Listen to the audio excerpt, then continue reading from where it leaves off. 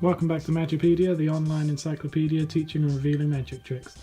This week I'm going to teach you how to do the double lift, which is one of the most used moves in card magic. It's also quite difficult to master.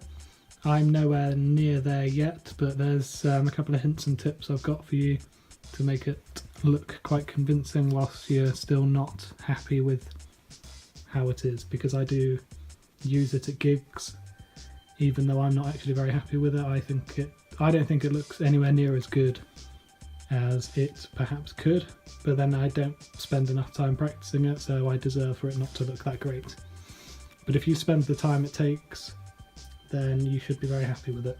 So the basic idea is called a double lift, so you're adding double the amount of cards. So this is just one card,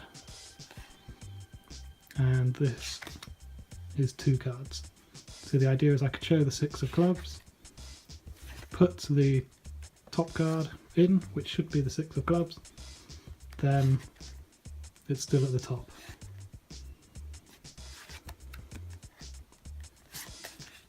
Okay, so I'll show you again using the 7 of diamonds. You could show the 7 of diamonds, turn it over, put it in the middle, and it's still at the top. So some people found the cards, and as they put them back together, they get a pinky break under the 2 cards. That is 2 cards there. You keep them nice and square. They can't see that you've got a break from the front, and your fingers are hiding most of it. So you just pick up in the break, and some people also keep the break while it's turned over, so you can easily turn it back over again. I do what's called a strike double lift, where I just go for 2. I leave it nice and flush as well, there's no breaks when I'm doing it, because the cards have a natural bow in them from where you've been shuffling. So it's easy, once it's that way around, it's very easy to get the 2 again, because there's a bit of a natural break. So I have them slightly beveled, so it's easier just to feel. I just do it by feel up the side of the deck. You can kind of feel if it's 1 card or 2 cards. The only problem is you need them to stay nice and flush, because if you turn over 2 cards like that, it looks extremely obvious. So as you do it, also I'm putting pressure down with my thumb. I'm actually holding them fairly firm, which is why they're bending that way. The natural bend of the cards is more like that, or more like that where they've been shuffled, because when you shuffle the cards,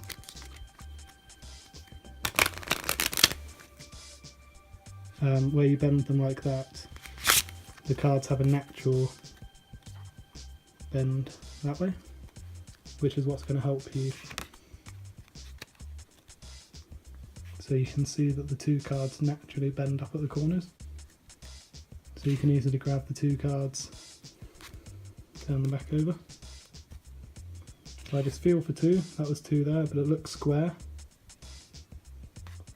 Place them back down, keep everything squared up, then you can turn them back over.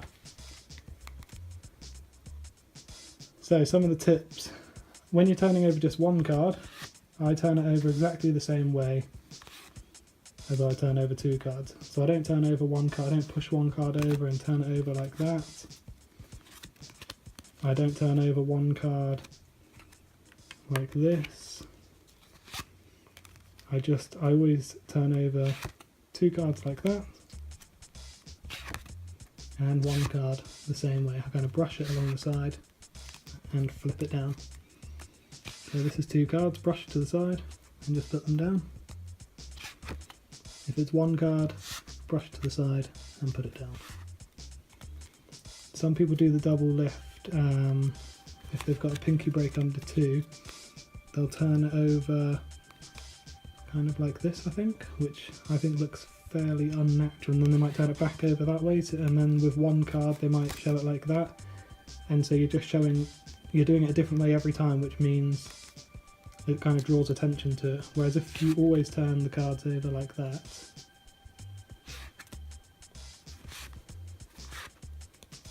then it's consistent and there's no heat on it.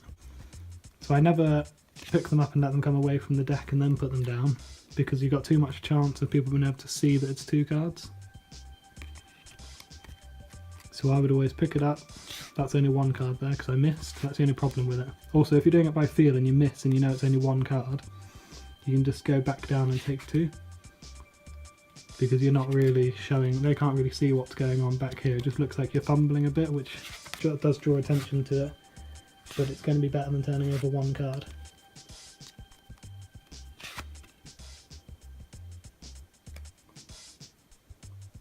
So you can see that that's 2 cards. That's why I would have it down with the deck.